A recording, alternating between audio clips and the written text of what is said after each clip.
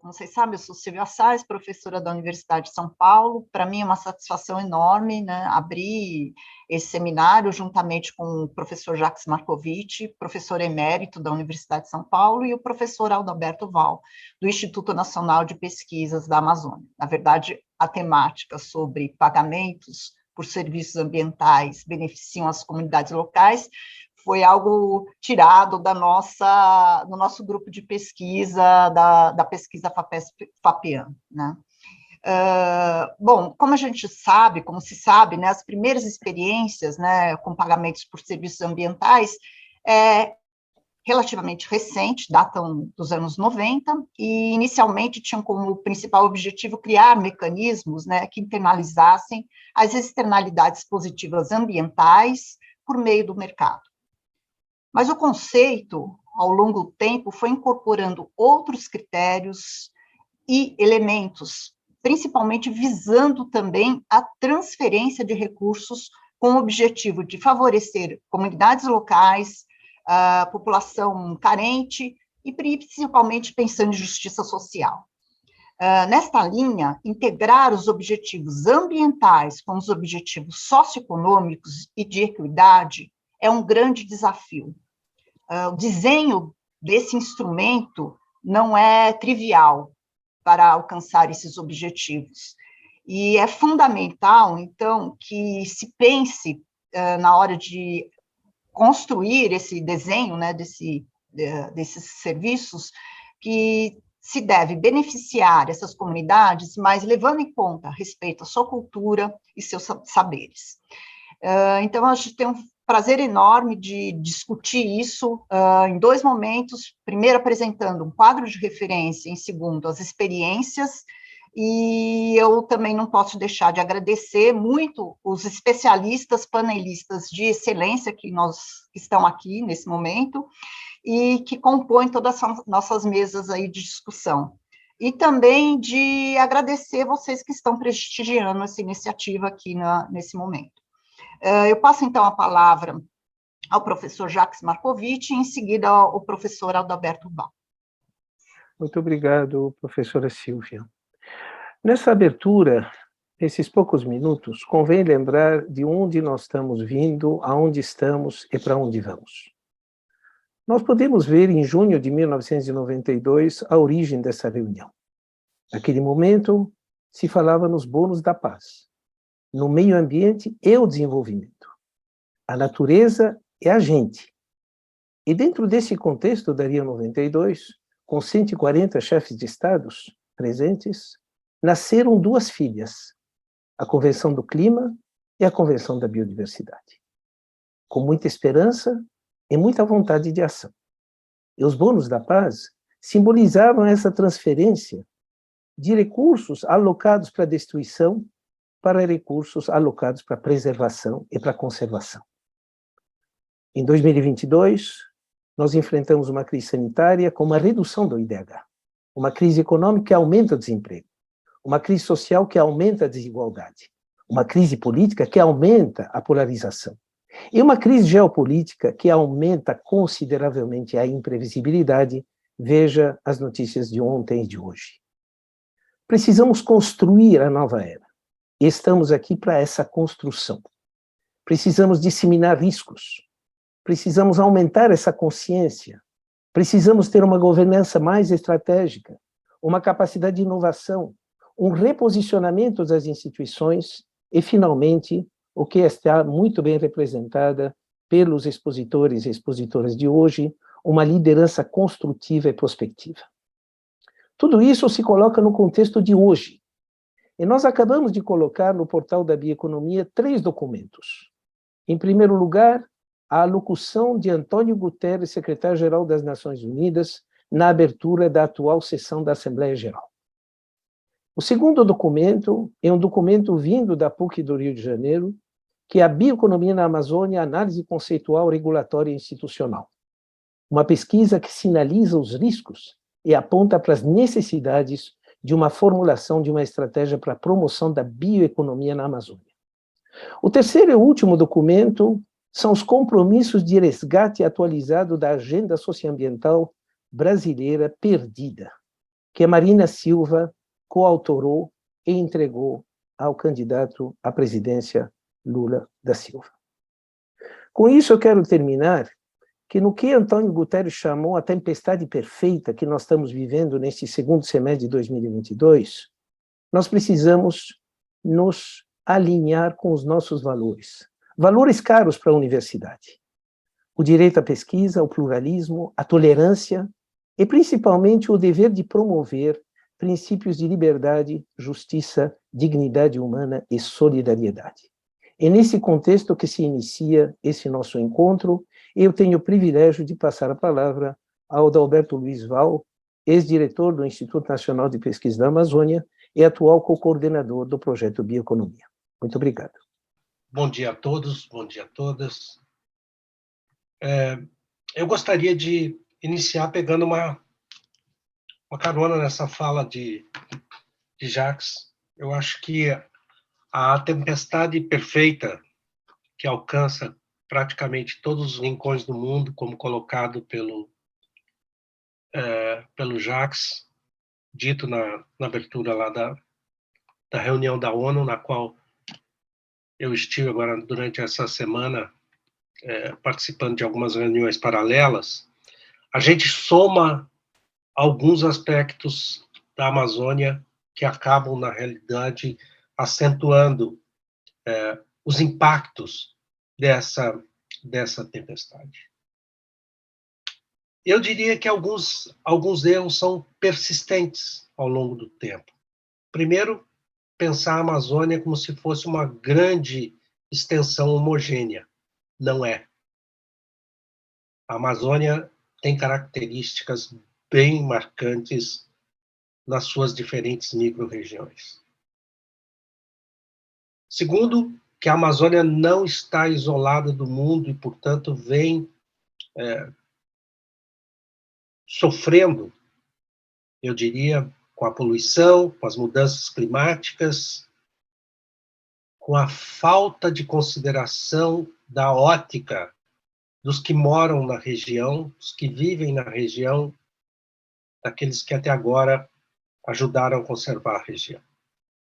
E tomam contextos políticos de acordo com o momento, que acabam, na realidade, trazendo mais desafios para a região. O desmatamento, a mineração, a demarcação das terras indígenas, isso tudo acaba compondo um cenário mais desafiador e dando àquela tempestade de Guterres um cenário diferente, ou contornos diferentes para a Amazônia. Mas há muitas saídas para a Amazônia, muitas possibilidades. Sem dúvida nenhuma, a capacitação está no topo dessas prioridades para saídas da situação, para encontrarmos um caminho sustentável. Segundo, ciência e tecnologia, mas não ciência e tecnologia com os investimentos que têm sido feitos hoje pelos próprios países amazônicos. Ainda que numa situação muito frágil, o Brasil continua liderando os investimentos em ciência e tecnologia na região, apesar de não ultrapassarmos os 3% do que investimos em ciência e tecnologia nos 60% do território brasileiro que constitui a Amazônia. A média mundial hoje é de 2,63% dos produtos internos, do produto bruto mundial. E as regiões, os nossos países amazônicos, com exceção do Brasil, que investe cerca de 1% do GDP, não investem mais do que 0,5%, 0,6%. Então, é uma situação complicada. E pior ainda quando a gente faz comparação com algumas questões, com alguns investimentos, tá certo, de outros países. Por exemplo, se tomarmos os investimentos da NASA no espaço sideral, é da ordem de 30 bilhões de dólares por ano. nós não chegamos a investir nem 1% disso na Amazônia. Nós precisamos repensar isso. A outra saída, e eu encerro por aqui, é a notícia fantástica que vem da Universidade Federal do Amazonas, com a licenciatura indígena, que forma a sua primeira turma em Políticas Educacionais e Desenvolvimento Sustentável. São 42 novos formandos indígenas e Yanomami, que passam a compor o mercado e passam a somar as estratégias, o pensamento das estratégias para lidar com os desafios que aí se apresentam no que se refere aos indígenas na Amazônia. Temos como reduzir a tempestade. E a bioeconomia é definitivamente um dos caminhos para isso, e precisamos estruturá-la.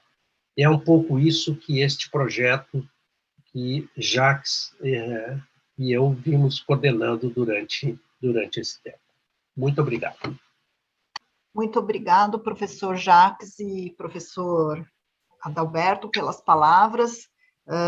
Nós vamos iniciar já agora, diretamente, a nossa primeira parte, né, das nossas discussões, e eu gostaria de chamar a Patrícia Guidão Cruz Cotiero. Ela possui graduação em Ciências Biológicas pela Universidade de São Paulo, mestre e doutora em Ecologia também pela Universidade de São Paulo, e ela pesquisa a efetividade de mecanismos de incentivo à conservação da biodiversidade e promoção dos serviços ambientais. Atualmente é pós-doutoranda no Departamento de Economia da FEA-USP. É um resumo bem resumido do currículo dela, mas eu gostaria de passar, então, a palavra para iniciarmos os nossos trabalhos. Obrigada, Maria Silvia. Bom dia a todos e a todas. É um prazer estar aqui. Bom, então é um prazer estar aqui hoje, e o que eu trago hoje para início dessa nossa conversa, dessa nossa discussão sobre pagamentos por serviços ambientais, são alguns conceitos e aplicações que eu considero que sejam, assim, cruciais nesse tema dos pagamentos ambientais, né? Atualmente, o mecanismo de pagamentos ambientais, nós temos ancorado no conceito de serviços ecossistêmicos. Serviços ecossistêmicos, então, são os benefícios que as pessoas obtêm dos ecossistemas, sendo os ecossistemas arranjos de comunidades de espécies e o ambiente nos quais elas se dão e interagem, e que possuem uma unidade funcional. Esses serviços, eles vêm do funcionamento desses ecossistemas e, portanto, dependem aí dos processos ecológicos e biogeoquímicos que nele ocorrem. São inúmeros os serviços ecossistêmicos que nós elencamos, nós dividimos entre provisão, regulação, serviços culturais, mas eles incluem regulação da qualidade do ar, regulação do clima, qualidade da água, controle de erosão, controle de pragas, polinização, serviços que até muito pouco tempo atrás nós nem nos dávamos conta do benefício que nos trazia. E a contribuição hoje relativa desse capital natural para o bem-estar humano, então, é estimada algo entre 125 e 145 trilhões de dólares ao ano, havendo também perda desse capital natural por conta das mudanças de uso da terra. Na nossa legislação aqui no Brasil, quem acompanha a literatura científica internacional percebe que não há uma diferença entre serviços ecossistêmicos e serviços ambientais, mas aqui no Brasil, sim, a gente faz essa diferença, e a nossa legislação, ela define serviços ambientais como sendo as atividades individuais ou coletivas realizadas pelas pessoas que favorecem a manutenção, recuperação ou melhoria dos serviços ecossistêmicos. Então, serviços ecossistêmicos provêm dos ecossistemas, enquanto serviços ambientais são ações que as pessoas realizam para manter esses serviços ecossistêmicos. Então, nesse contexto, uma definição que é bastante usada para pagamentos por serviços ambientais, que também está presente na nossa regulação, é a de transação voluntária, na qual um pagador transfere recursos financeiros ou de outra forma de remuneração a um provedor de serviços ambientais, cumpridas, então, as condições acordadas entre as partes para uma geração adicional e off-site de serviços ecossistêmicos. Adicional no sentido de que a gente espera que os serviços ecossistêmicos sejam melhorados, ou seja, há um ganho com os serviços ambientais, e off-site no sentido de que eles não se limitam à área manejada, à área no qual esses serviços ambientais acontecem. Os serviços ecossistêmicos, eles extrapolam, como a professora Maria Silvia já mencionou, gerando uma externalidade positiva. Uma forma, talvez um pouco mais geral, de definir pagamentos por serviços ambientais também é a transferência de recursos entre atores sociais, que procuram, então, alinhar, procuram gerar incentivos para alinhar decisões individuais ou coletivas sobre o uso da terra com interesses sociais no manejo dos recursos naturais. Mas, então, quem são esses atores, quem são pagadores, quem são provedores? De uma forma geral, um pagador é todo consumidor, todo indivíduo que consome um ou mais serviços ecossistêmicos. Mas quem são, então, esses potenciais ou possíveis provedores de serviços ecossistêmicos? Quando nós, então, imaginamos um eixo de provisão de serviços ecossistêmicos e pensamos no manejo do uso da terra e dos ecossistemas nativos que nós temos num extremo uma situação em que há uma mudança muito grande dessa cobertura original da terra, desses ecossistemas, né? A gente tem aí um indicativo de que quando a gente passa 30%, né, a gente diminui para menos de 30% da cobertura nativa, a gente tem uma perda rápida e significativa, quase que não linear, né?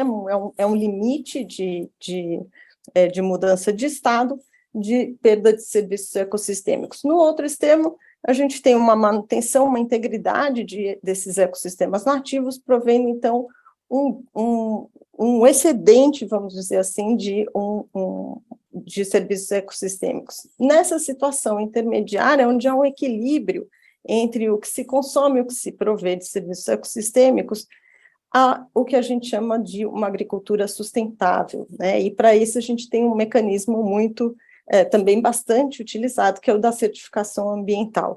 Mas quando a gente tem, então, um ganho, um excedente, um crédito aí de serviços ecossistêmicos que extrapola esse limite, a gente tem um potencial, então, provedor desse serviços ecossistêmicos é o nosso recebedor de pagamentos por serviços ambientais.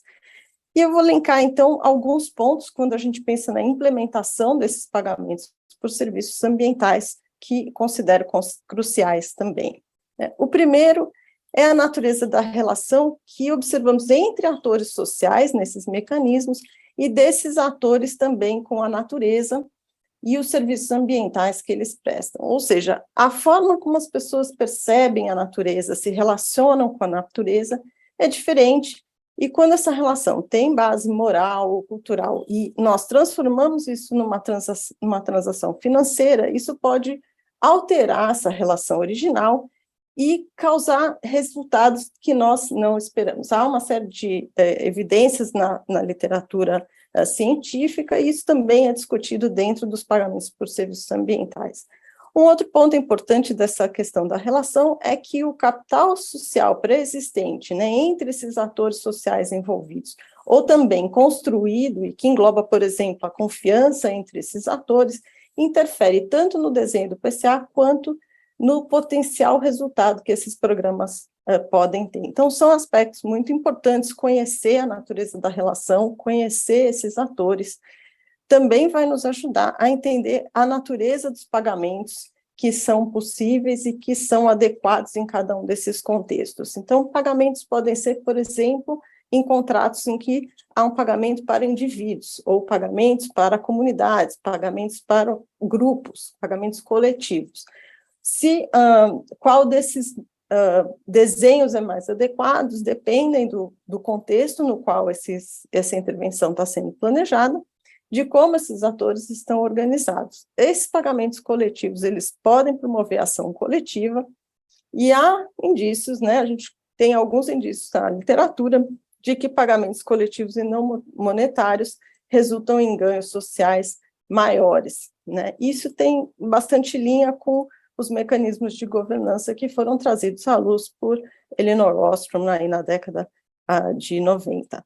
Nem sempre os pagamentos financeiros são o fator que mais motiva a adesão a programas de pagamentos por serviços ambientais, e há também indícios de que treinamentos e assistência técnica muitas vezes podem ser preferidos, ou seja, pagamentos não monetários na forma de, por exemplo, capacitação ou assistência mesmo, preferidos a pagamentos diretos monetários, né?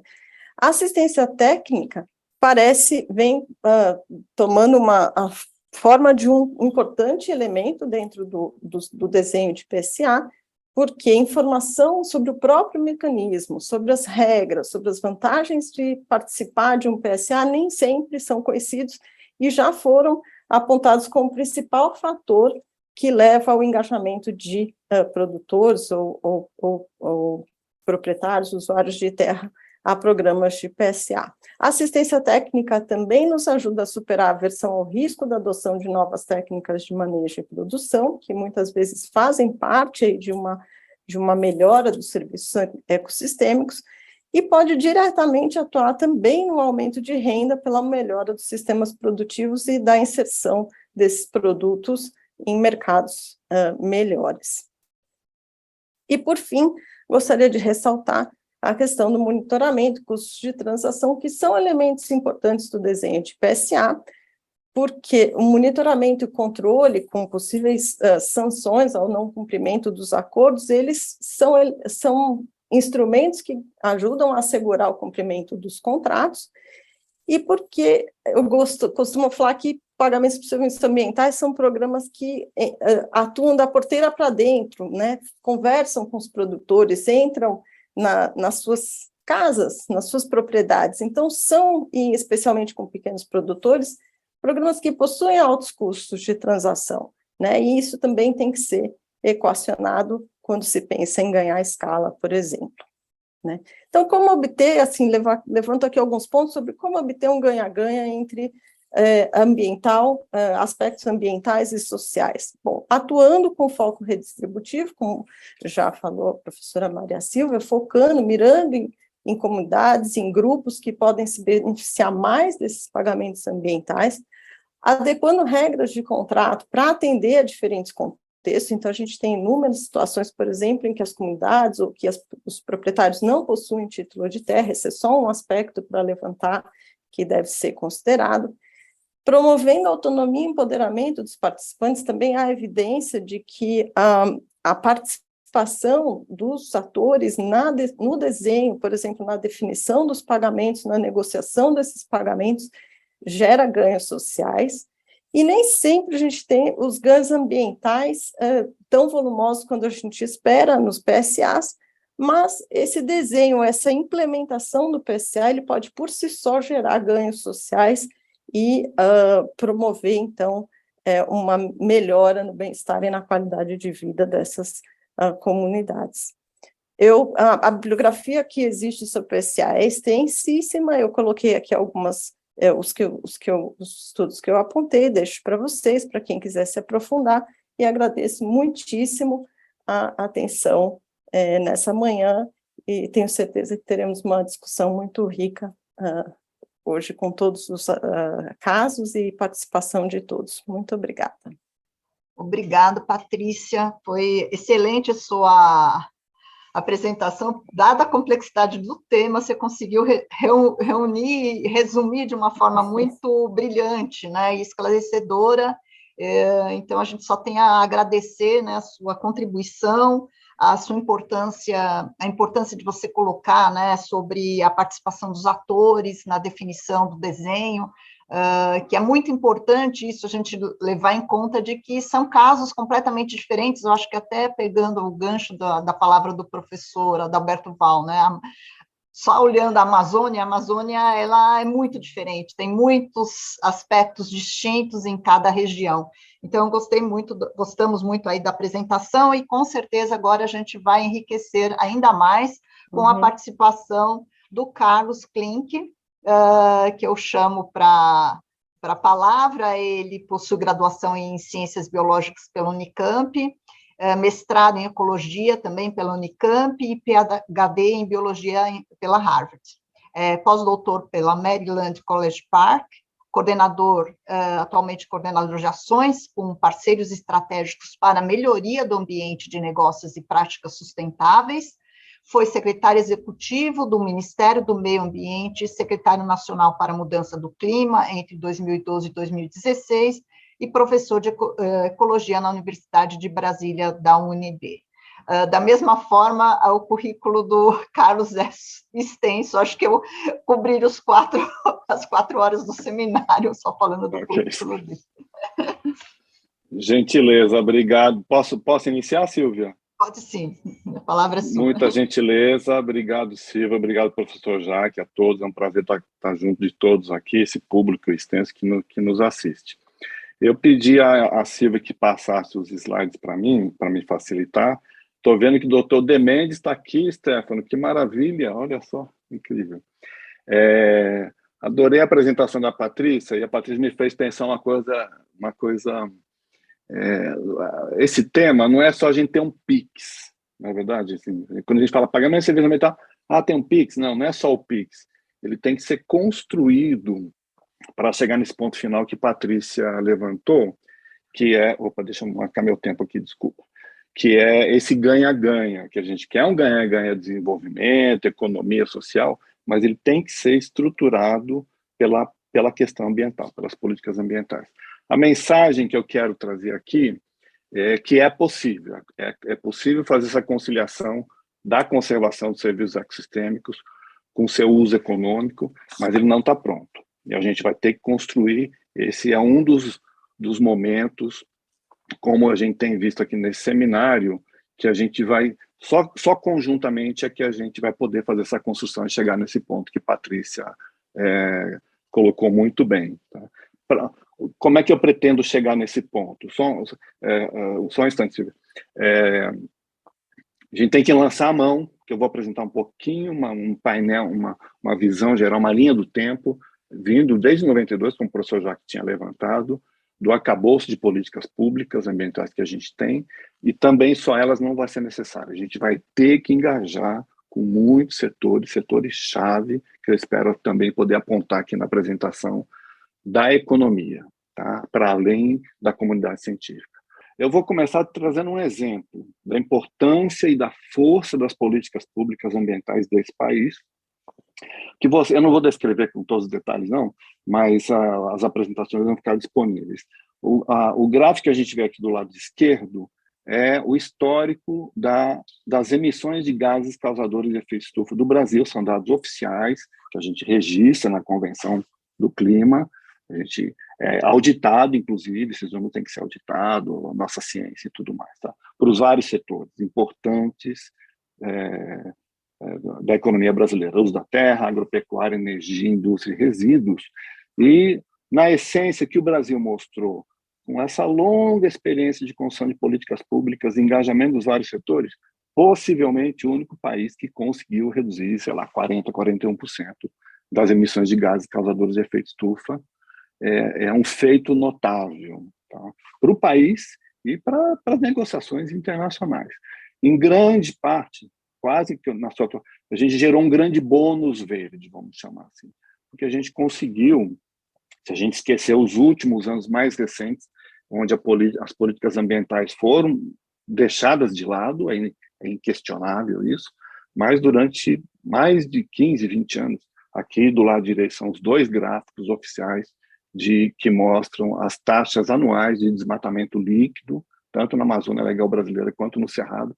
O país logrou reduzir 70% de desmatamento na Amazônia e 40 ou 40 e tantos por cento de desmatamento no Cerrado, e gera esse bônus verde em redução de emissões de gases causadores de efeito estufa. Lembrando que, infelizmente, o Estado abriu mão das suas políticas ambientais, e isso é fatal para a nossa conversa aqui e para o posicionamento da que economia queremos no futuro e como é que o país vai se posicionar no mundo cheio de incertezas, como apontado pelo professor Jacques lá no início. Eu não vou descrever todas as...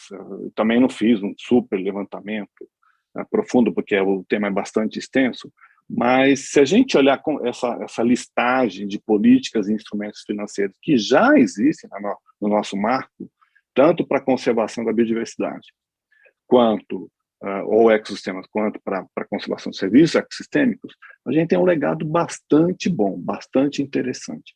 Se a gente olhar esses números aqui como se fosse uma linha do tempo, a partir da Rio 92, principalmente, e da Constituição de 88, o que o país fez? A gente começou muito a utilizar a força das políticas de comando e controle, seja no estabelecimento de unidades de conservação, no zonamento ecológico e econômico do país, ou seja, a gente começou a olhar para as nossas paisagens e o Estado brasileiro, com apoio da sociedade, evidentemente, definir, aqui eu quero conservação, aqui eu quero rodovia, aqui eu quero terra indígena. Tá? Isso tem acontecido, e ao longo dessa linha de tempo, outros elementos foram sendo adicionados a arcabouço de políticas públicas. Ainda com um quesito de política de comando e controle, que elas são bem-sucedidas, o desmatamento mostra isso, sem sombra de dúvida, mas já trazendo elementos. Como é que eu trago o privado para essa conversa? Viu o Código Florestal, a mais nova versão do Código Florestal 2012, onde você tenta conciliar produção agronômica agrícola, sim, mas também com a conservação dos serviços ecossistêmicos, olhando, nesse caso, não a parte pública, mas a parte privada, que eu vou falar um pouquinho mais para frente. E assim sucessivamente. Eu gostaria de destacar o número 6, que é a contribuição, é o nome que se dá na Convenção do Acordo de Paris, a contribuição brasileira. A NDC brasileira de 2015 foi um marco, porque ela já aponta, falou, o Brasil conseguiu chegar até aqui no combate ao desmatamento ou conservação dos seus recursos naturais e sua biodiversidade, mas a gente precisa ir muito além.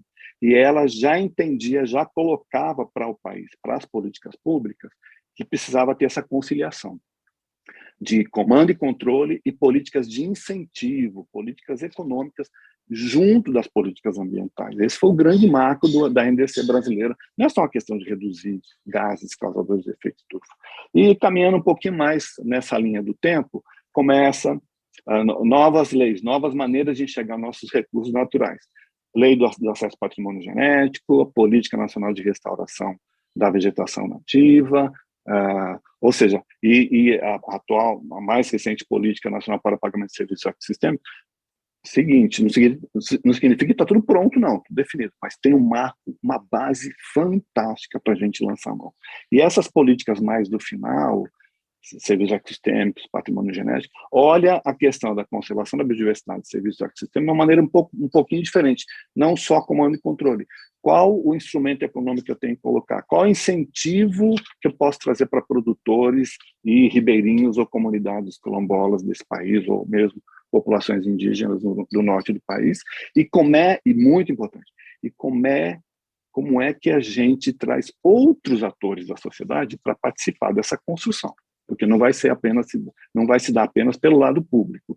E eu queria, finalmente, também a gente tem uma experiência espetacular de fundos públicos nesse país. Décadas, pelo menos 20 anos ou mais, seja Fundo Amazônia, o Fundo Clima, o Fundo Brasileiro para a Biodiversidade, o novo Fundo Patrimônio Genético, Fundo Nacional.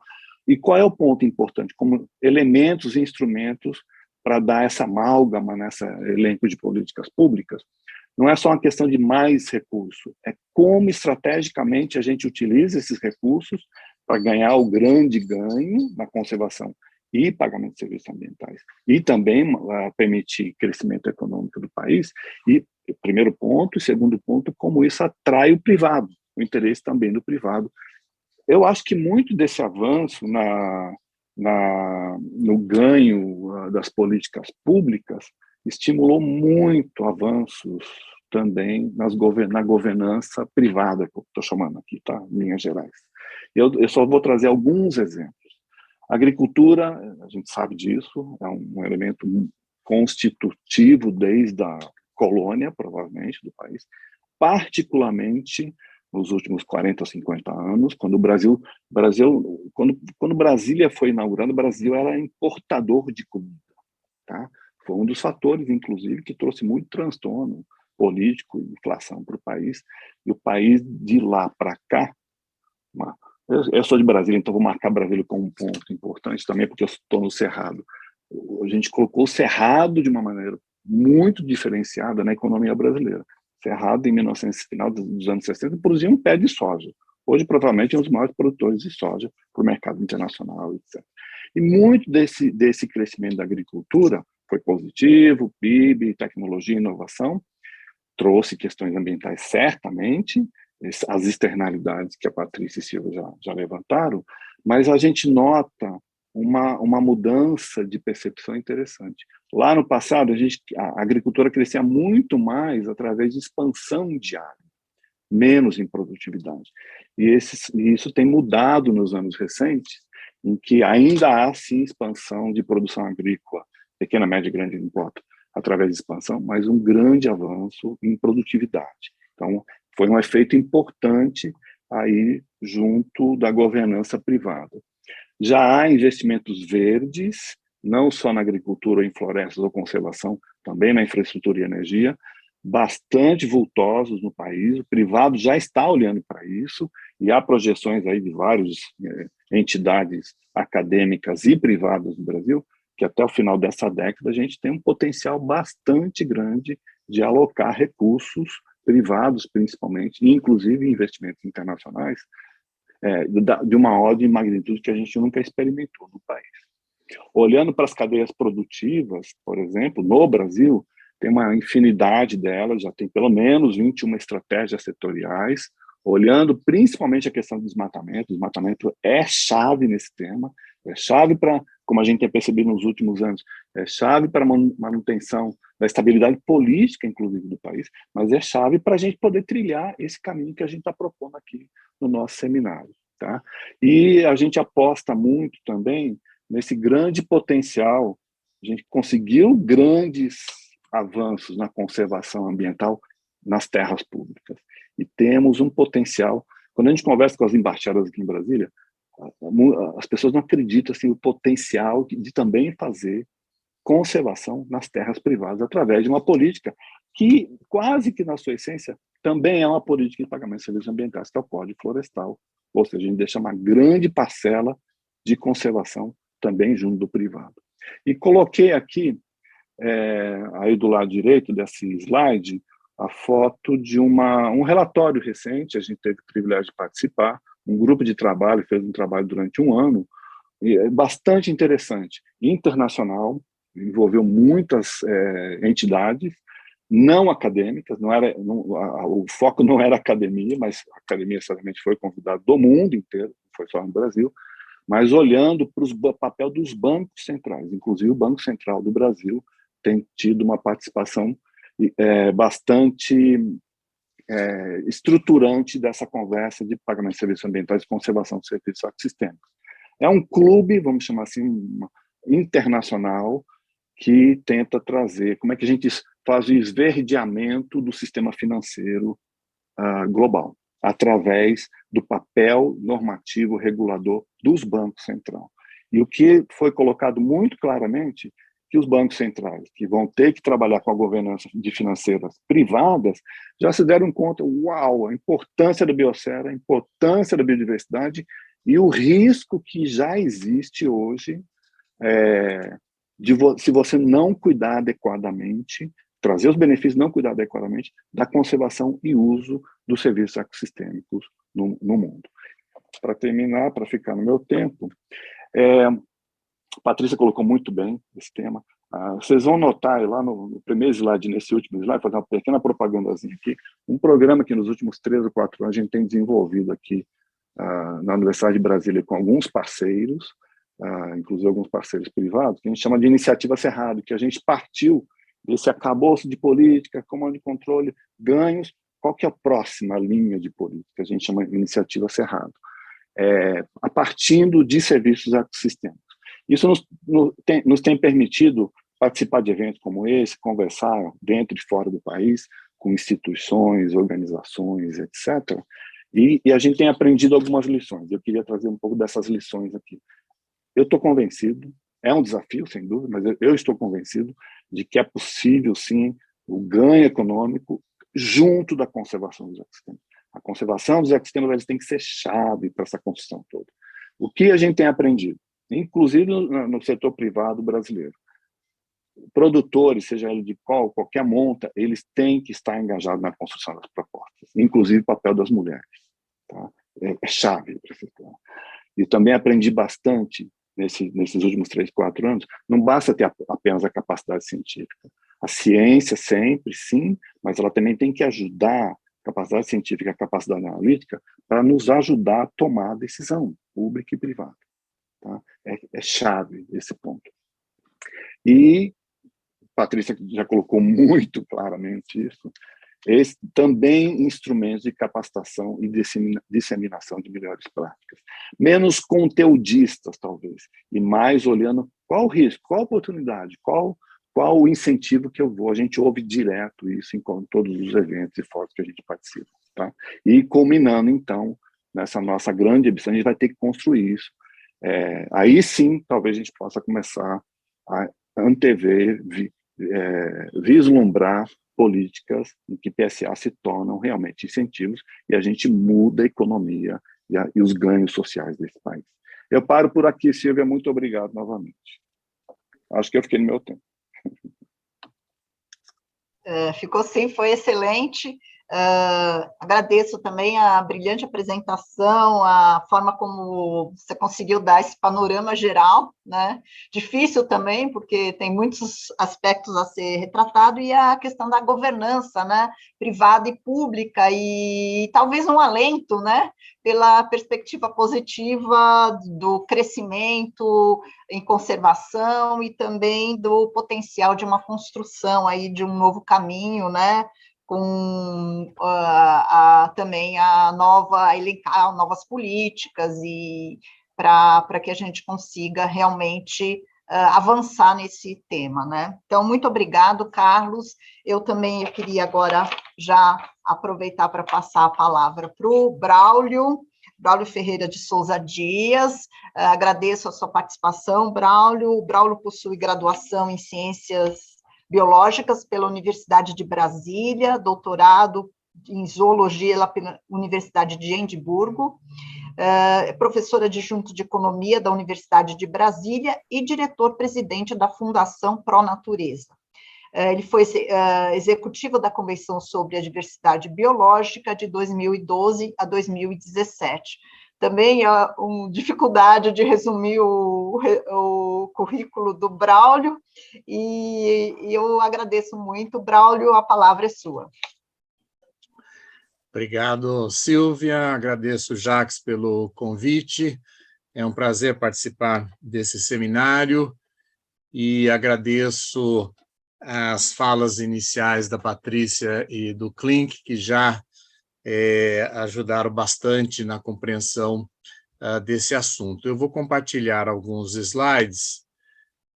No plano internacional, a grande referência é a Convenção sobre Diversidade Biológica, que foi adotada na Conferência da ONU sobre Meio Ambiente e Desenvolvimento, a famosa Rio 92, ou ECO 92, no Rio de Janeiro, que, entre outras coisas, aprovou, né, a Convenção de Clima, a Convenção de Biodiversidade e a Agenda 21 e os princípios do Rio, e uma declaração sobre florestas.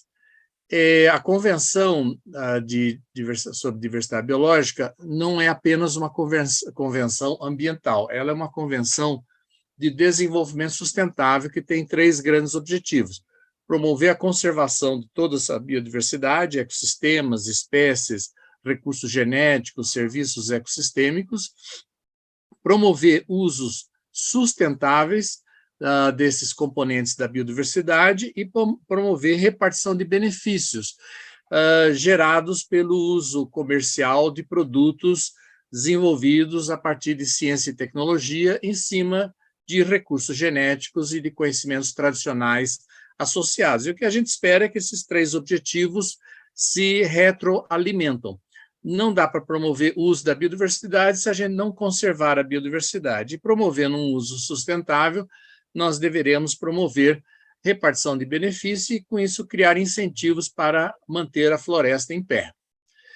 Essa temática, entre outras coisas, inclui as regras de acesso a recursos genéticos e repartição de benefícios, que a gente conhece com a sigla em inglês de ABS, e a CNI, em 2017, publicou um extenso relatório, quase 700 páginas, mapeando o marco legal de ABS em mais de uma centena de países. E isso foi disponibilizado em português e em inglês. Por que é importante essas regras de acesso a recursos genéticos e repartição de benefícios? Bom, acho que todos preocupados com a Amazônia devem conhecer a história de que a grande riqueza inicial da Amazônia foi a borracha e, infelizmente, na década de 1870, coletores de semente trabalhando para o Kew Gardens, em Londres, na Inglaterra, coletaram cerca de 70 quilos de semente de seringueira, levaram para Kew, em Londres, e de lá levaram para o Sudeste Asiático, onde estabeleceram extensas plantações. Então, a partir da segunda década do século passado, o Brasil perdeu totalmente esse espaço no comércio internacional de borracha, e isso determinou um colapso econômico para a região amazônica. Isso está muito bem descrito no livro O Ladrão no Fim do Mundo, né, que descreve todo esse episódio. Na década de 30, o Brasil criou um conselho de expedições artísticas e científicas para autorizar e fiscalizar expedições estrangeiras para garantir que não haveria abusos e roubo de conhecimentos e da nossa biodiversidade. Eu queria chamar a atenção que o Brasil dispõe de um sistema sofisticado de monitoramento de ecossistemas, que nos últimos 5 anos ou 7 anos vem sendo reunido pela iniciativa MAP Biomas, que lançou recentemente, no dia 26 de agosto, os mapas e estatísticas da coleção 7. Então, o Brasil, desde a chegada de Cabral, já perdeu 1/3 de todos os seus ecossistemas. Claro que uma outra parte foi degradado e está em fases de regeneração. E nos últimos 37 anos, de 85 a 2021, nós perdemos 13% da vegetação natural no Brasil, da vegetação nativa, né? Então, uma perda muito grande. E também perdemos, nesse período, 17% de superfície de água, tivemos grande expansão de queimadas e incêndios, tivemos grande expansão da agricultura, né? Felizmente, parte dessa expansão da agricultura foi em cima de terras de pastagens degradadas, né? E temos experimentado perdas em todos os biomas. Pampa foi o bioma que proporcionalmente mais perdeu ecossistemas nesse período, mas em termos de números absolutos, a Amazônia e Cerrado representam 90% de toda a perda de biodiversidade no Brasil. Esse aqui é um resumo desses mapas. Eu convido a todos para consultar essa base de dados, onde vocês vão encontrar dados anuais por bioma, por estado, por município, por pixel de 30 por 30 metros e, inclusive, dados mensais para incêndios e queimadas e alguns outros parâmetros. A Amazônia é foco de atenção nosso aqui no Brasil e internacional, mas, infelizmente, o Brasil é o responsável por a maior parte da destruição da floresta amazônica. Atualmente, o Brasil responde por cerca de 40% de todo o desmatamento de florestas tropicais no mundo, né? E o Klink destacou o avanço que conseguimos de redução de desmatamento na floresta amazônica e no Cerrado, a partir de políticas públicas coordenadas, mas nos últimos anos o desmatamento e as queimadas vêm se ampliando, infelizmente. Eu queria chamar a atenção do grande risco que nós temos de colapso da floresta amazônica. Recentemente saiu um relatório do painel científico da Amazônia, e Tom Lovejoy e Carlos Nobre têm destacado o risco desse colapso e da gente perder a floresta úmida e ser substituída por florestas secas e savanas. E, além dos 20% já desmatado na Amazônia, nós temos uma estimativa recente de que pelo menos outros 20% foram degradados nos últimos 30 anos, né? Então, nós estamos falando de 40% já de área impactada na região amazônica.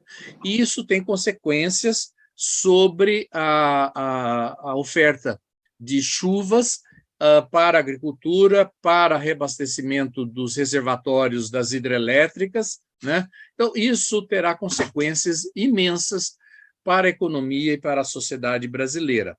E essa redução da umidade na Amazônia está relacionado, por exemplo, ao grande incêndio que tivemos no Pantanal Mato-Grossense em 2020 e também o processo de aquecimento e ressecamento do bioma cerrado, né? E isso está relacionado com o aumento da temperatura do Oceano Atlântico Sul, que, com mais energia, deslocou a zona de convergência intertropical para o norte, ao norte do Equador, fazendo que a maior parte dos ventos alísios que trazem umidade do oceano para a Amazônia fossem deslocados para o Caribe e América Central, né? Então, esse é um sinal de alerta da urgência que nós temos para reverter o processo de ocupação na Amazônia, e precisamos não só recuperar as políticas públicas, como já foi dito, mas é preciso valorizar mais a biodiversidade da região para que as pessoas nos ajudem a manter a floresta em pé. Nós teremos agora, em dezembro, a COP15, a 15ª Conferência das Partes da Convenção sobre Diversidade Biológica, em Montreal, no Canadá, em dezembro desse ano. E o que está em jogo? Muita coisa, né? O que está em jogo é a capacidade, por exemplo, da gente sustar o colapso da biodiversidade no mundo inteiro, né? Para manter os impactos antrópicos dentro dos limites planetários de sustentabilidade, né? O que está em jogo é se vamos conseguir manter boa parte dessa biodiversidade, se vamos conseguir manter e restabelecer serviços ecossistêmicos, se vamos conseguir manter o bem-estar da humanidade, se vamos conseguir manter a segurança alimentar, se vamos conseguir prevenir ou reduzir novas pandemias, né, que surgem a partir de zoonoses relacionados com impactos sobre os ecossistemas naturais, e se vamos conseguir também assegurar as regras de repartição de benefícios a partir de produtos desenvolvidos pela indústria, a partir de bancos de sequências digitais de recursos genéticos e proteínas. Então, esse é um dos temas chaves agora da negociação em Montreal. E aqui um resumo das 45 minutas de decisões que nós temos.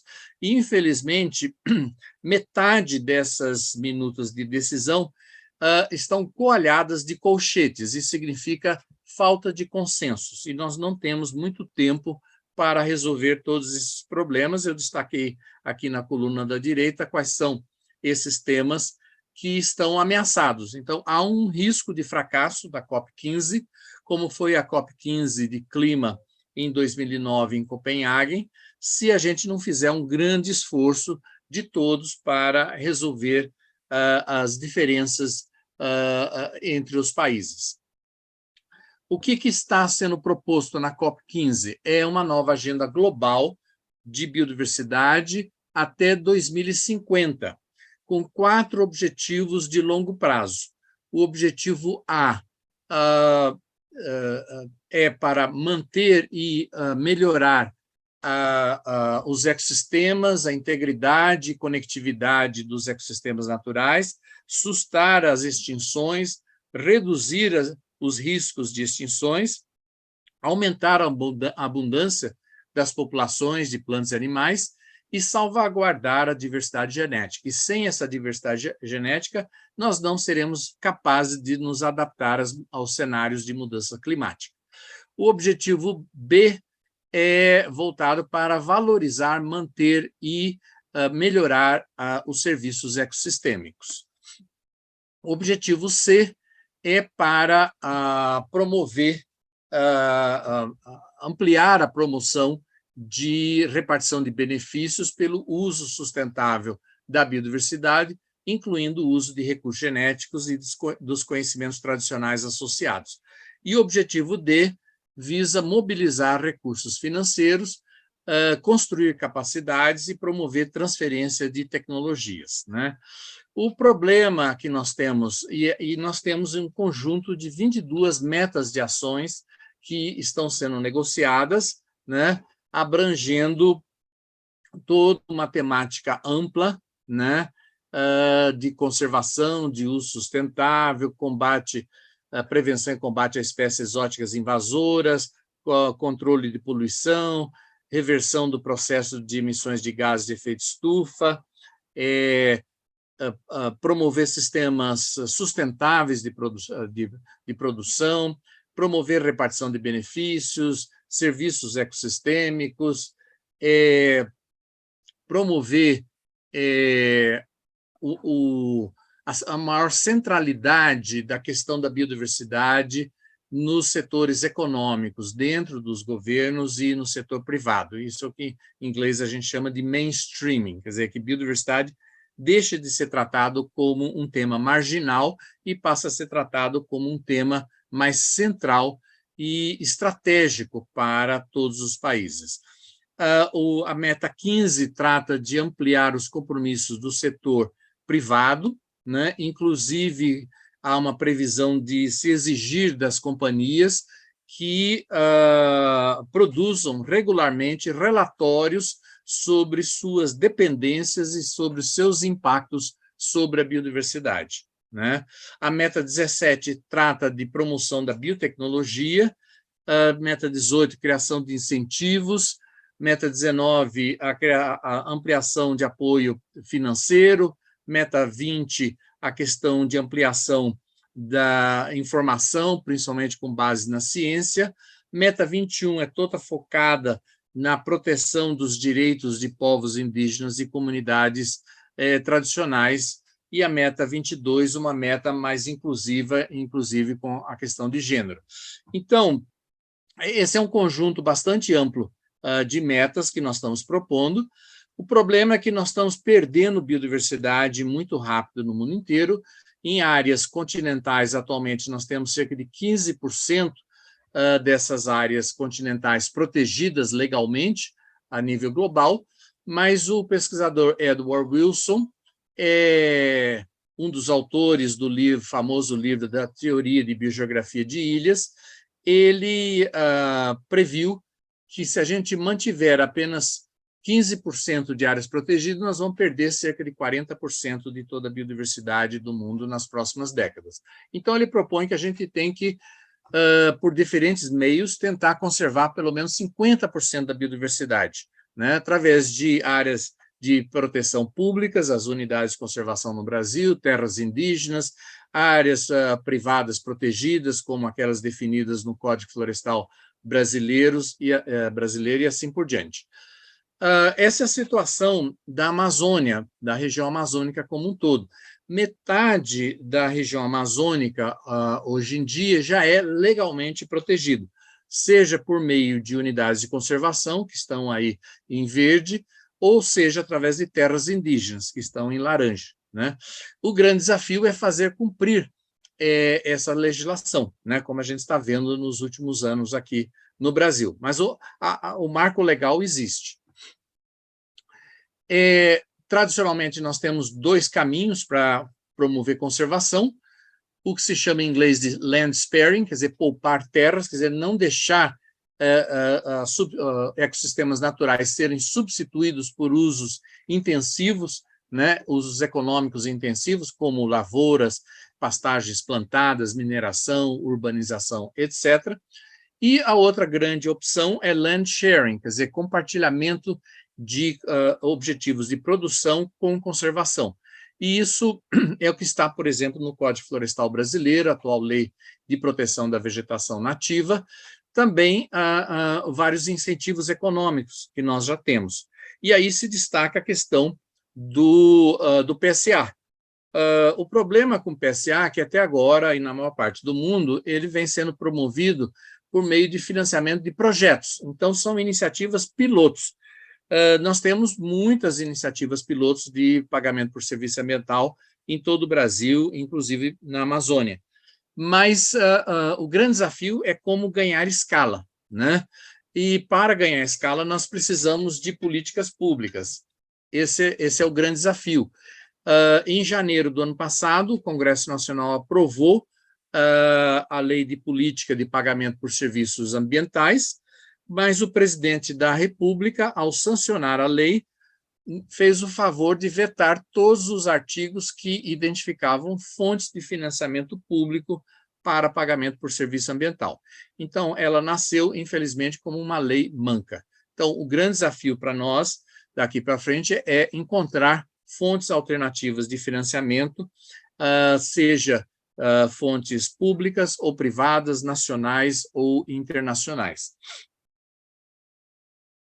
Isso aqui mostra a situação de titularidade de terras no Brasil. Metade das terras no Brasil são públicas, principalmente na Amazônia, e metade são privadas. Então, o Brasil tem que ter estratégias para lidar com conservação, restauração e uso sustentável, tanto em terras públicas quanto em terras privadas.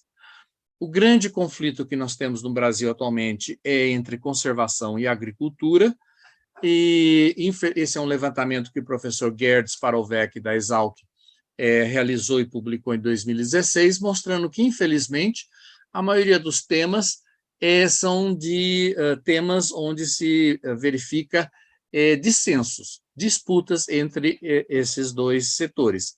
E, infelizmente, as áreas de interesse comum, que deveriam ser a maior parte dos temas, representa uma parcela menor desse universo de temas entre conservação e agricultura. Qual é o problema? Quanta biodiversidade estamos perdendo e o que fazer? Quanto dessa perda é devido a causas proximais de alteração do uso da terra, desmatamentos, queimadas, poluição, etc. O Brasil, felizmente, tem boas estatísticas e mapas nesse sentido, e eu ilustrei com os dados do MapBiomas. Quanto dessa perda é devido a processos globais, como aquecimento global e mudança climática? Também temos pesquisas nesse sentido, e o problema é que existe uma sinergia entre os processos de degradação associados ao uso da terra com os processos de degradação ligados ao aquecimento global. E a grande questão é o que podemos fazer para reduzir e reverter essas perdas, ou o que deveremos fazer para nos adaptar a essas perdas, porque mudança climática já começou, 50% ou mais dos ecossistemas no Brasil já foram perdidos. Então, claro que a gente deve continuar a se esforçar para conservar e restaurar ecossistemas, e o Brasil tem talvez o maior potencial no mundo, né, para a restauração de ecossistemas. Por exemplo, 1/4 de todas as áreas que foram desmatadas na Amazônia brasileira foram abandonadas e estão em processo de regeneração. Então, isso é um potencial enorme para promover políticas de restauração ecológica para fazer sequestro de carbono e restaurar a conservação da biodiversidade. Mas, em grande parte, nós já devemos nos preocupar com adaptação, porque, mesmo se a gente conseguir, a curto prazo, reduzir emissões de gases de efeito estufa, O CO2, por exemplo, fica mais de 100 anos na atmosfera. Então, nós estamos, digamos, condenados a sofrer o processo contínuo de aquecimento global nas próximas décadas. O Brasil, gostaria de destacar, tem sido o quarto maior emissor de gases de efeito estufa, principalmente associado a desmatamento e queimadas. E eu queria, antes de terminar, também destacar que nós temos várias experiências importantes e lições aprendidas, por exemplo, com a questão do açaí, né, que ao aumento da demanda levou produtores locais a desmatar a floresta para deixar só o açaí, e com isso eles perderam a polinização, que é feita por abelhas nativas, sem ferrão, que fazem ninhos em ocos de pau. Então, é preciso promover maior sustentabilidade no extrativismo no Brasil. Tem muita degradação da natureza promovido no processo de extrativismo, infelizmente. Outro exemplo importante é da castanha do Brasil. Atualmente, a Bolívia é o maior exportador de castanha do Brasil no mundo. Por quê? Porque os produtores brasileiros de castanha do Brasil não se esforçaram para se adequar às exigências europeias de qualidade e exigências sanitárias. Mas os bolivianos fizeram isso. Então, os bolivianos atualmente compram barato castanha do Brasil de fornecedores brasileiros e vendem com maior valor agregado para o mercado internacional. Então, nós temos vários exemplos desse tipo, né, mostrando que extrativismo não pode ser entendido como uma panaceia, tem que ser feito com sustentabilidade, né? E eu queria destacar que nós temos um problema no Brasil com relação à implementação do Protocolo de Nagoya, que estabelece regras de repartição de benefícios, porque o Brasil, na lei de 2015, só regulamentou a repartição de benefício para o uso da biodiversidade, dos recursos genéticos e conhecimentos tradicionais no Brasil, mas não regulamentou o uso de recursos genéticos e conhecimentos tradicionais por laboratórios e empresas brasileiras provenientes de outros países, né? E chamar a atenção que o governo tem avançado muito lentamente nessa questão, e só agora, nesse mês de setembro, o Ministério do Meio Ambiente publicou uma portaria, a portaria 236, definindo o Comitê de Gestão do Fundo Nacional de Repartição de Benefícios. Então, eu paro por aqui e espero ter contribuído aí para esse debate. Obrigado. Muito obrigado, Braulio. Excelente as suas colocações também. A gente teve 3 palestras excelentes, cada uma com um foco e que, na verdade, se complementam muito bem, né? Eu só gostaria de dizer que você iluminou muito bem a questão das negociações, né?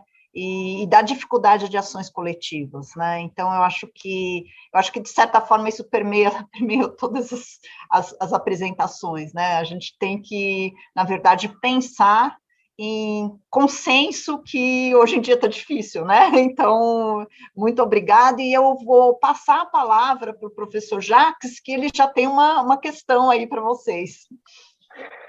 Muito obrigado. Eu me alinho plenamente com a professora Silvia com essas 3 apresentações absolutamente extraordinárias. Parabéns.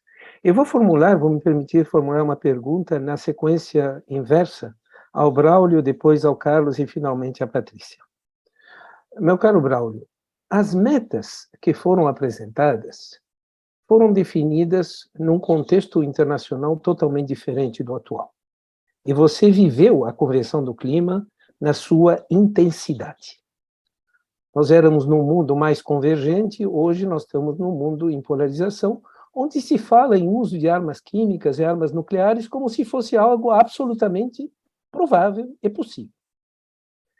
A pergunta que eu gostaria de te formular, dada a sua extraordinária vivência na Convenção, é quais são as forças que podem ser mobilizadas para a implementação da Convenção da Biodiversidade e as metas que você mencionou, dentro desse quadro de confronto entre dois polos que estão se constituindo. Existem dois cenários, uma guerra curta e uma guerra longa. No caso de uma guerra longa, nós vamos ver o mundo cada vez mais se dividindo, surgindo para uma guerra quente, uma guerra fria, como aquela que nós já testemunhamos nos meados do século passado. Então, dada a tua larga experiência, como você vê que forças podem ser mobilizadas para nós viabilizarmos pelo menos parte dessas metas que você acabou de mencionar? Ao Carlos Klink, eu vou me permitir já formular a pergunta. O Carlos nos apresentou uma lista muito construtiva de políticas públicas. Agora, nós, no nosso projeto de bioeconomia, e uma das pesquisadoras é a Vanessa Pinsky, o tema da governança é um tema que tem sido estudado. E o tema da governança sublinha que é preciso de 3 elementos para uma política pública. Quer dizer, uma estratégia, uma liderança e métricas de acompanhamento. E a liderança, nesse caso, é fundamental.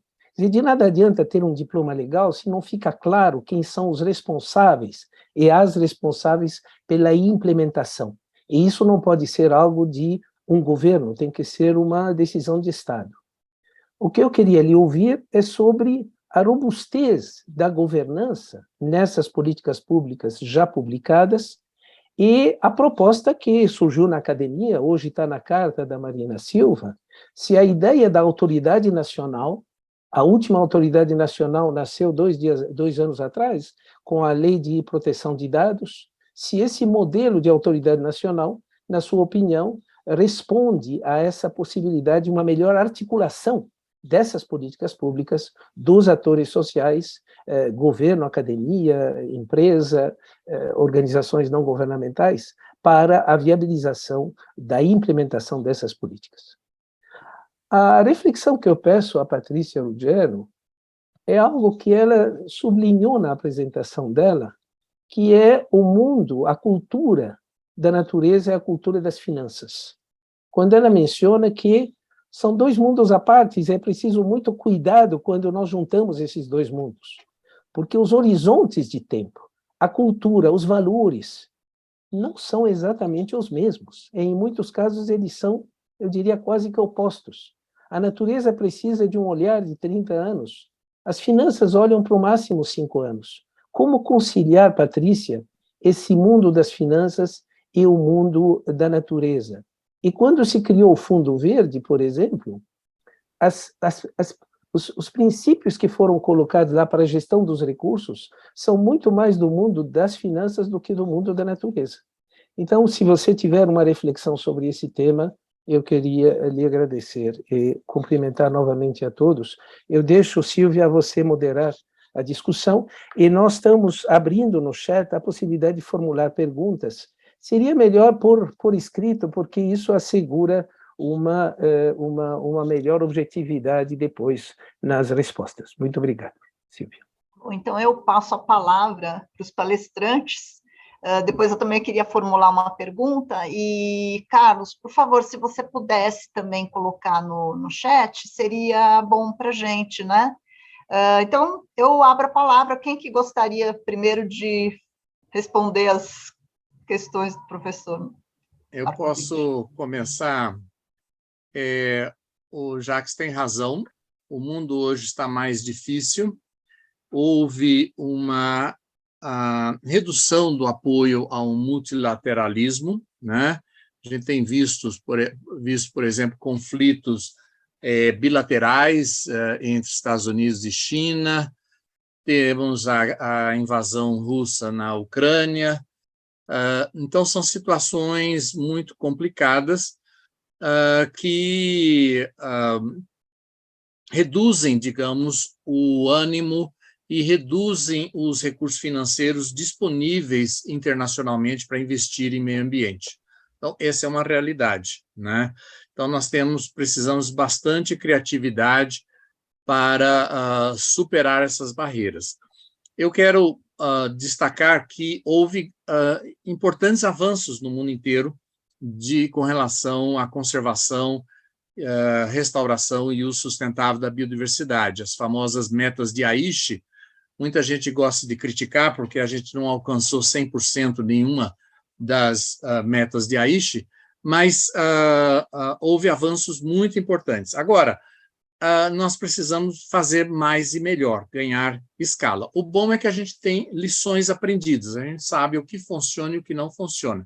Sabemos que conservação funciona, sabemos que restauração funciona.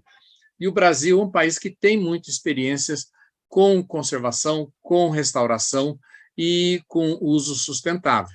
Agora, nos falta políticas públicas adequadas, né? E esse processo de negociação na ONU ajuda a colocar pressões sobre os governos para que os governos ampliem e melhorem suas políticas públicas de meio ambiente e de clima. Então, esse é um grande desafio, né? Eu acho que é possível avançar. Agora, na Convenção de Biodiversidade, não passa de 20 países que têm uma participação proativa, né? Nós temos 195 países membros e mais a União Europeia. A maioria desses países não participam ativamente de forma propositiva, não fazem suas lições de casa e não levam propostas para a mesa de negociação. O Brasil é um dos poucos países capazes de fazer isso, e a gente fez isso muito bem nos últimos 30 anos. Eu acho que esse é um momento para a academia, para o setor empresarial brasileiro e sociedade civil, aumentarem a pressão sobre o governo, sobre Itamaraty, oferecendo sugestões de propostas e soluções para que o Itamaraty possa melhorar as negociações na COP15. Eu tenho mantido relação próxima com os diplomatas brasileiros que estão nesse processo de negociação. Há um mês atrás, eu tive uma audiência de 1h30 com o ministro Carlos França, que é o ministro de Relações Exteriores, só para discutir os riscos de fracasso da COP15 e mostrando o papel essencial do Brasil. Quer dizer, se o Brasil não for capaz de mobilizar toda a sua capacidade para influenciar mais nesse processo, nós vamos ter resultados ruins na COP15 e o Brasil certamente será um dos países que mais vai sofrer com isso, né? Então, todo esse potencial de valorizar a floresta em pé, de promover pagamentos por serviço ambiental, de promover políticas de bioeconomia, depende muito de avanços na COP15. O Itamaraty está defendendo fortemente propostas de ampliação de financiamento, propostas de bioeconomia. Agora, surpreendentemente, quem está trabalhando contra são os europeus. Os europeus não estão dispostos a colocar, oferecer mais financiamento, não estão apoiando as propostas de inclusão explícita da bioeconomia nas metas de ação para 2030. O que é surpreendente, porque a Europa já desde nos últimos 20 anos, por uma convenção em Lisboa, tem um programa fortíssimo de bioeconomia a nível europeu, né? Mas eles não estão querendo que países em desenvolvimento façam a mesma coisa. Patrícia, tudo bem? Se você quiser falar antes, mas tá bom. Professor Jacques, eu vou responder essa tua pergunta através de experiência, evidentemente. A questão, vamos ter uma autoridade nacional que coordenaria, está vindo no bojo da campanha política, inclusive, desse ano, né? Que já entende, a sociedade já entende, o mundo político, o mundo acadêmico, o mundo privado já entende, não há nenhuma resposta se mudança do clima não tiver no cerne dessas histórias todas. Se vai ser uma autoridade nacional ou não, o que eu tenho ouvido e acompanhado depende do peso político justamente que se queira dar para isso. Vai estar lotado dentro de um Ministério de Meio Ambiente, por exemplo, ou dentro do Ministério de Finanças e Economia, ou vai ser uma conjunção desses fatores. O que minha experiência mostra que funciona, ou que funcionou, pelo menos, foi o seguinte: por que o Brasil, quando chega em 2015 com a sua NDC, Proposta para o Acordo de Paris, e chegou muito bem, muito bem. Inclusive atendendo vários desses anseios que Braulio levanta para a questão da biodiversidade. Primeiro, combater o desmatamento para valer. E já antevendo, né, nas PP Sedan, PP Cerrado, etc. E já antevendo que só combate, comando e controle não vai ser suficiente. Tá? Lançou mão de várias outras políticas, como eu comentei, trazendo o privado, monitoramento e financiamento. Tá? Segundo ponto importante. Construiu o Plano Nacional de Adaptação, construiu engajamentos nos planos de vários setores econômicos, agricultura, energia, mineração, transporte, etc. E começou a mostrar... e fez também, lógico, atuação geopolítica nos grupos dentro da Convenção de Mudança do Clima, políticos. China, Índia, África do Sul e o Norte também, Estados Unidos e Europa e etc. E apresenta excelentes resultados. A construção da proposta, isso vem da política pública, tá? De mudança do clima. A construção, baseado nisso, a construção da proposta do Acordo de Paris do Brasil, não era só, se você olhar o documento, o governo brasileiro foi muito claro, não é só uma questão de reduzir emissões, é antever a redução de emissões, mas como a gente utiliza isso para ser o centro de desenvolvimento econômico desse país. Esse que foi forte. Desafios nisso, não acho que vem somente da sociedade ou dificuldades financeiras também, sim, ou na negociação, ou do setor privado.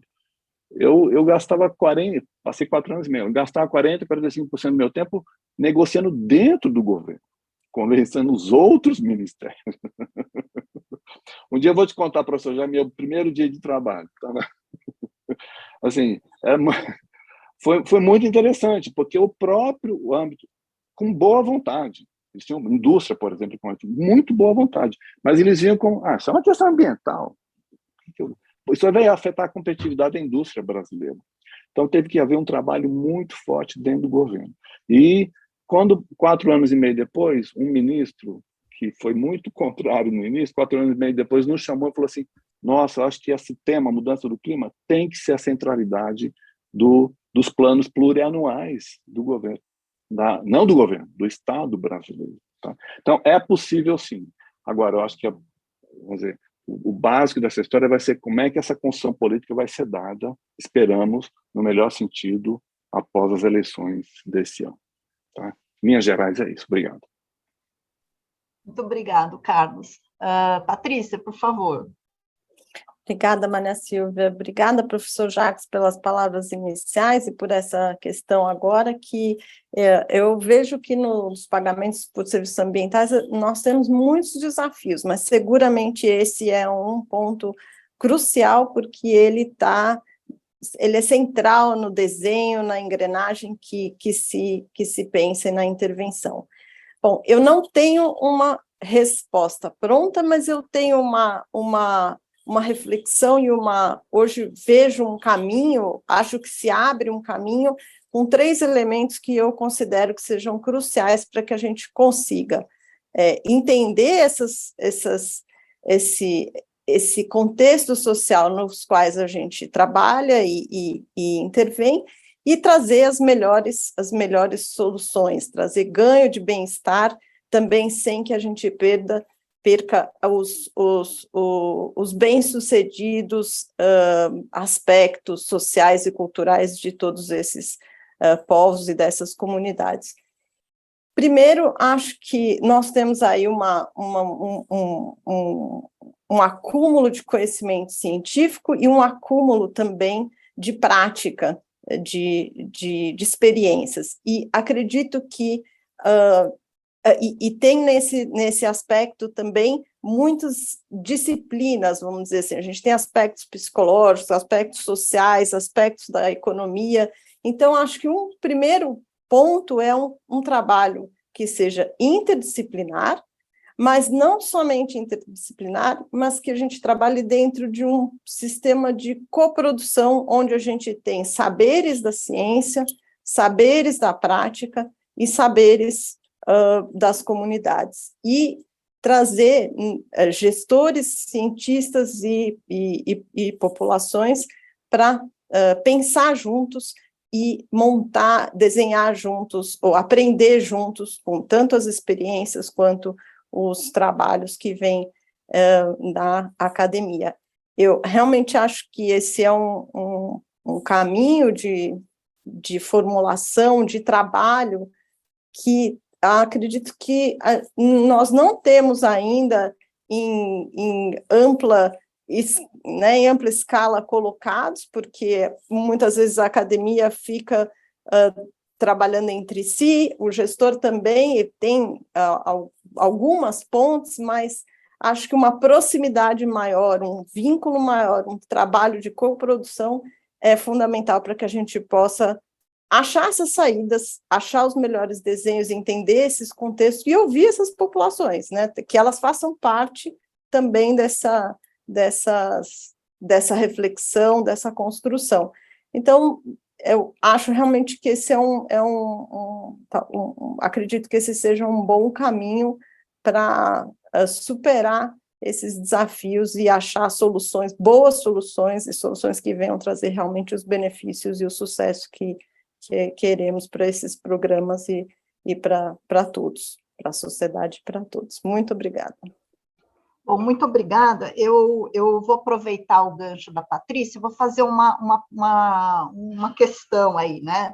Quer dizer, tudo leva a crer que não existe uma solução pronta, tem que ser algo bastante negociável, principalmente quando se inclui a questão social, né, no jogo, né? E na lógica até que você colocou, né, de uma governança policêntrica, onde você tem diversos agentes que vão ter que construir junto um desenho, né, que seja, de certa forma, que contemple, né, os diversos atores.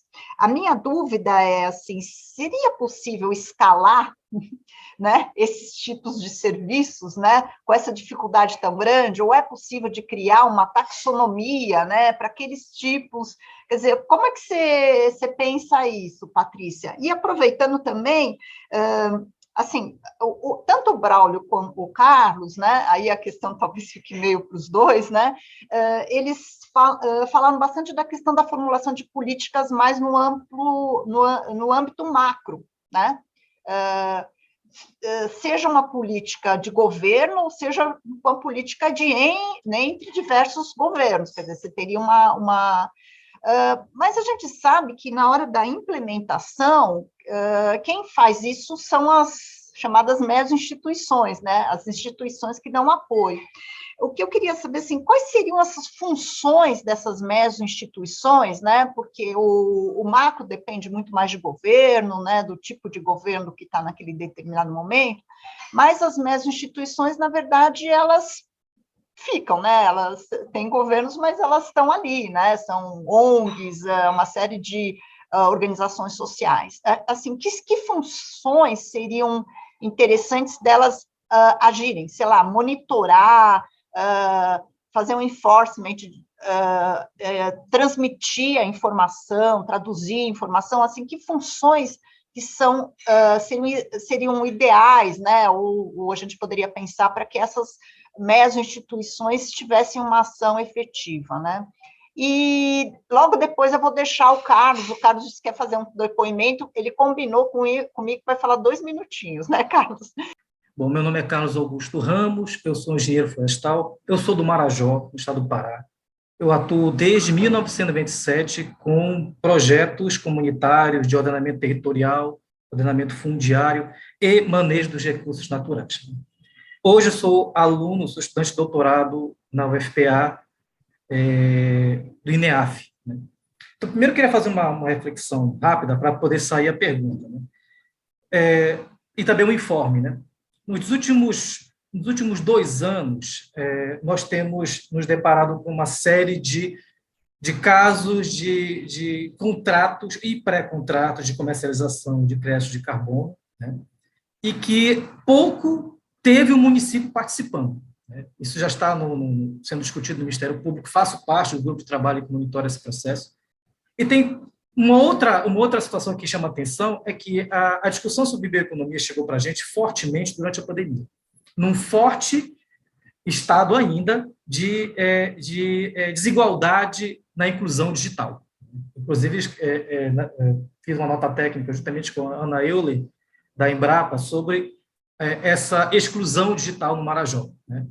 Então, quero colocar essa pergunta para vocês, se nós estamos falando de políticas, mas são realmente novos parâmetros, novos métodos, paradigmas que vão realmente incluir as comunidades amazônicas, ou são a permanência de um mercado, desta vez chegando um mercado rentista, em que o atual ator, que é o empresário do carbono, não mais precisa de terra em si, mas de influenciar através do dinheiro esse processo. O município que eu nasci, 8 segundos, Portel tem 700 mil hectares em contrato de comercialização de crédito de carbono. Essa é a reflexão que eu queria deixar para vocês. Ok? Obrigado. Muito obrigada, Carlos. Patrícia, você quer começar? Posso começar, Maria Silvia. Eu acredito que é possível escalar, assim. Eu acho que a gente está nesse momento, nessa fronteira de entender os possíveis desenhos e como eles se encaixam nos diferentes contextos. Acho que nós não podemos achar que sabemos a dimensão disso, é preciso ouvir, aí ouvir, quando eu digo ouvir, a sociedade, a gente tem diferentes formas de fazer isso, né? Mas entender, por exemplo, qual é a extensão se a gente pensa num desenho de PSA, em que extensão isso vai servir, quais o tamanho do grupo que é possível de beneficiar com um tipo de desenho ou com outro tipo de desenho. Então, por exemplo, todas as questões que a gente levantou sobre se tem título de terra, que extensão tem isso, e em cada região do nosso país também é diferente. Então, acho que conhecendo isso e entendendo nesse processo aí que eu coloquei de trabalhar junto, gestor, academia e esses atores envolvidos nos pagamentos, entendendo isso, a gente consegue escalar com mais sucesso. Eu acho que a gente está nesse momento de fazer esse aprendizado, né? E, assim, um pouco já fazendo um comentário sobre o que o Carlos coloca, eu acho, Carlos, que é uma questão de direcionamento, de decisão da sociedade, de decisão política, como a gente vai fazer e como a gente vai implementar cada um desses mecanismos e quem é que vai se beneficiar. Então, é algo que precisa ser... a ciência traz elementos para mostrar alternativas, mas, em última escala, são decisões do que queremos valorizar, quais são os valores e quais são os objetivos que vamos colocar à frente dessas iniciativas. Então, são escolhas que a sociedade faz e que a gente precisa discutir e pensar sobre elas. Muito obrigada. Passo a palavra. Obrigado, Patrícia. Maria Silvia, muito boa também tua colocação, como partir do campo macro para o campo meso, se eu estou entendendo tua colocação, inclusive como o Carlos levantou, lá no sul, para lá mais no nível infra, né, chegando na prefeitura. Se você, e usando os dois exemplos que você levantou, o país tem uma riqueza assim, inquestionável da sociedade civil, ONGs fazendo ciência, influência de políticas públicas. Braulio mencionou biomas, por exemplo. É uma ação que vem da sociedade civil, bastante sofisticada. O professor Jacques, no início, citou o grupo de trabalho de monitoramento de políticas do clima, da PUC do Rio de Janeiro. Lá, nós fizemos vários acordos com a PUC, por exemplo, que a gente fala assim, a gente precisa de ciência para política de clima, mas não é qualquer ciência. Eu quero que vocês venham aqui e testem economia, ciência, econometria, seja o que for, metodologias, se a política pública está sendo efetiva ou não, como é que ela pode ser melhorada. E eles fizeram uma série de avaliações, e isso ajudou muito a melhorar as políticas públicas, por exemplo, no combate ao desmatamento. Veio de um papel, de uma junção da academia com o ONG. A gente agora tem também o lado que o Carlos levantou e o Patrícia mencionou. Eu acho que ainda há uma fragilidade grande para sair do macro para o meso quando a gente trata do lado subnacional. É uma federação, tem muito do que a gente está falando aqui vai depender das ações do Estado e do município, tá? Os estados estão tentando avançar, depende muito também dos arranjos políticos, mas existem sim fragilidades. Na política de clima mesmo, na NDC, a gente tinha junto uma coordenação da Casa Civil da Presidência da República, um trabalho de fazer essa coordenação políticas federais com as políticas no nível estadual. E nesse tema, a política de pagamento de serviços ambientais girava muito ao redor, por exemplo, tem dinheiro? Como é que vem o dinheiro? Como é que a gente popula o Fundo da Amazônia? Mas para que fim? Entendeu? Ainda acho, pelo menos na questão de clima, Braulio acho que vai poder comentar sobre a questão de biodiversidade, tem avanço, sim, particularmente no nível estadual, mas tem fragilidades grandes que a gente, até recentemente, eu não sei como é que a gente perdeu muito no nível federal, mas eu me surpreendi da minha experiência no governo federal, da capacidade que existia dentro dos ministérios de fazer esse tratamento muito adequadamente das políticas grandes, políticas macro. E a gente tinha muito mais dificuldade em traduzir isso para o dia a dia do subnacional, por exemplo. Tá? Então, esse é um desafio que existe, sim, nesse tema nosso aqui. Obrigado. Silvia, então, sobre essa questão do subnacional, eu acho que é fundamental, né? Todos os estados e municípios têm responsabilidade com relação ao meio ambiente, né? Está na Constituição. Só que os nossos estados estão falidos economicamente, com exceção do Espírito Santo, e a maioria dos nossos municípios estão falidos. Então, não existe, infelizmente, muita capacidade de execução ao nível estadual e municipal. Então, é preciso recuperar essa capacidade dos estados e municípios de atuar, né? E com a ausência do governo federal nesses últimos anos nas políticas ambientais e climáticas, felizmente despertou interesse dos estados, né? E a gente teve 2 consórcios formados, um liderado pelo governador do Espírito Santo na questão de clima e outro liderado pelo governador do Maranhão para a questão de meio ambiente na Amazônia, né? Então, isso mostra o potencial, né? Mas é preciso criar as capacidades nesses estados e municípios para implementação. O Carlos mencionou a importância dos avanços no setor financeiro, e eu queria enfatizar isso. Eu acho que os bancos centrais e o Banco Central do Brasil estão fazendo um bom papel, né? Desenvolvendo instrumentos de monitoramento do setor financeiro do ponto de vista de impactos ambientais e climáticos e impactos sociais, então isso é muito importante. Na questão de biodiversidade, nós temos uma grande dificuldade, que é a questão de métrica, porque biodiversidade é muito complexo, então nós não temos nada tão simples como equivalente de CO2 para a biodiversidade, né? Então isso complica demais essa questão. Mas eu queria dar 2 exemplos da importância da questão econômica para resolver os problemas ambientais. A Noruega é um país muito rico, com a população muito educada, com grande interesse em natureza.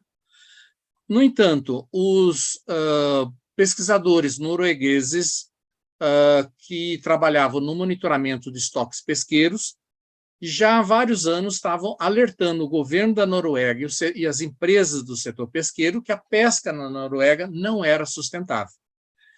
Ninguém quis ouvir. Então, a Noruega, apesar do alto nível de educação, apesar da alta capacidade de ciência, né, o governo e as empresas não deram atenção. Então, esse não é um problema exclusivo do Brasil, né? E precisou um colapso parcial dos estoques pesqueiros para que o governo e as empresas pesqueiras da Noruega dessem atenção. Então, logo depois da notícia desse colapso, bateram na porta dos cientistas.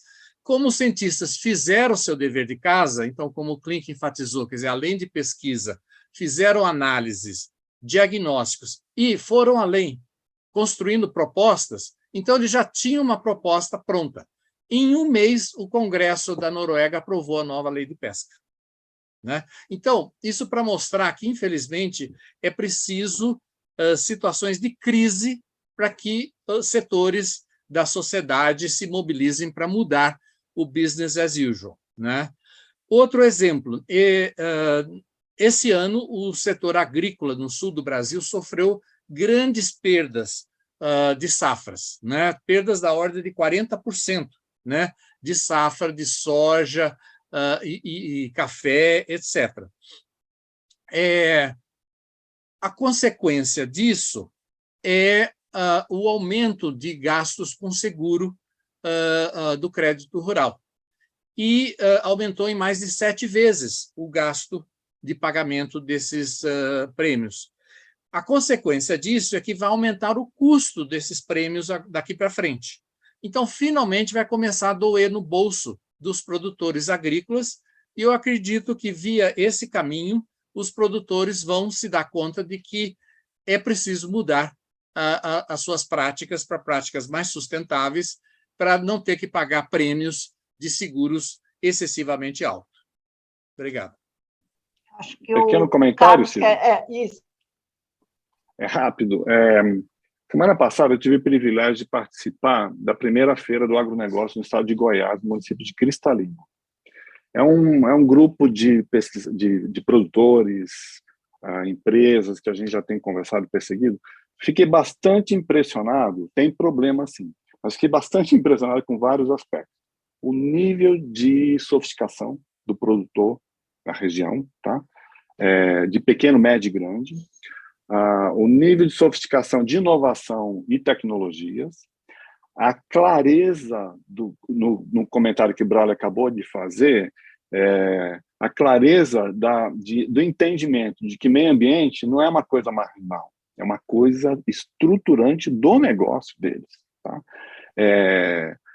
Talvez tenha falta, assim, de nanotecnologia, a blockchain, a grande maquinário, é importante. Eu converso muito com o Stefano sobre isso. Parece que há, inclusive, viu, Braulio, nisso que você falou, uma nova geração de produtores, pequeno, médio e grande, que já computou. O plano de negócio dele não é só quantos grãos a mais e quanto o mercado atinge. Qual o tamanho do risco para o negócio a área ambiental está me trazendo. Tá? Não quer dizer que está resolvido, não. Mas eu fiquei bastante impressionado e falei, opa, então tem sim partes da sociedade brasileira que, talvez por uma questão de crise, já estão sendo mobilizados. E a gente, nesse tema aqui, Patrícia, a gente vai ter que capturar e vai ter que trazer eles para dentro do jogo. Tá? Obrigado. O Klink, complementando, eu participo de um grupo de discussão com agricultores de Jataí, no sul de Goiás. E é impressionante também a mudança de percepção. Eles estão convencidos que a agricultura convencional não funciona mais, é antieconômico, né? O uso excessivo de insumos, de fertilizantes químicos, agrotóxicos, maquinários, está caro demais. Então, eles estão convencidos que é preciso mudar a agricultura brasileira. E eles já estão fazendo essa mudança. Por exemplo, vários produtores agrícolas da região de Jataí e Rio Verde já criaram biofábricas dentro das suas fazendas para produzir vespas e moscas para controle biológico de pragas agrícolas, né, para substituir o uso de agrotóxico. Então, eu acho que a gente está num período muito interessante, Jacques, de transição. Então, existe um contexto ainda muito negativo, né? Mas eu acho que existem coisas novas que a gente precisaria capitalizar mais para ajudar a acelerar esse processo de mudança. Bom, com essa fala otimista final do Braulio, muito obrigada.